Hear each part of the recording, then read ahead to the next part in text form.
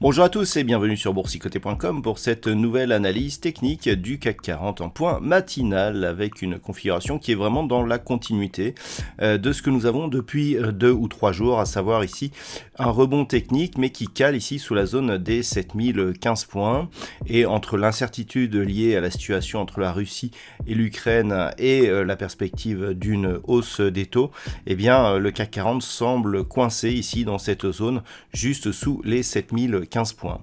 Du point de vue des indicateurs techniques, on reste très neutre au sens des histogrammes du MACD qui évolue ici très proche de la zone d'équilibre et avec une amplitude quasi nulle. Le RSI quant à lui évolue dans un biais totalement horizontal depuis désormais quelques jours. Donc très peu d'indications nous sont données par les indicateurs.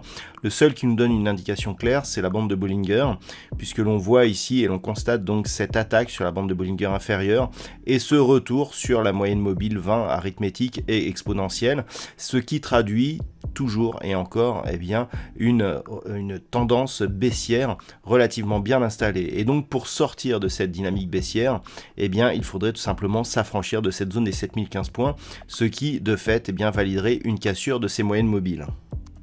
Du côté microéconomique, la séance sera marquée par les titres qui ont dévoilé des résultats. Du côté du luxe, nous avons eu les résultats d'Hermès qui ont fortement déçu, ce qui a donc tendance à tirer le CAC 40 vers le bas, vu la forte pondération du secteur du luxe. Donc nous avons Hermès qui impacte un petit peu LVMH qui sont tous deux dans la queue du peloton. Du côté des hausses, les résultats de Téléperformance et de Renault tirent un petit peu les titres à la hausse, ce qui contrebalance partiellement ce que nous avons sur le luxe. Donc dans ce contexte, il va encore falloir être attentif aux annonces qui concernent l'Ukraine.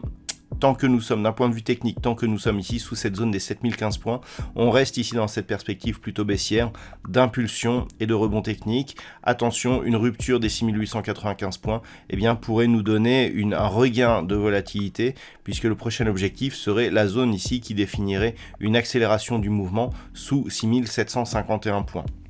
Si on venait à casser ici la zone des 7015 points, tout ne serait pas gagné pour autant.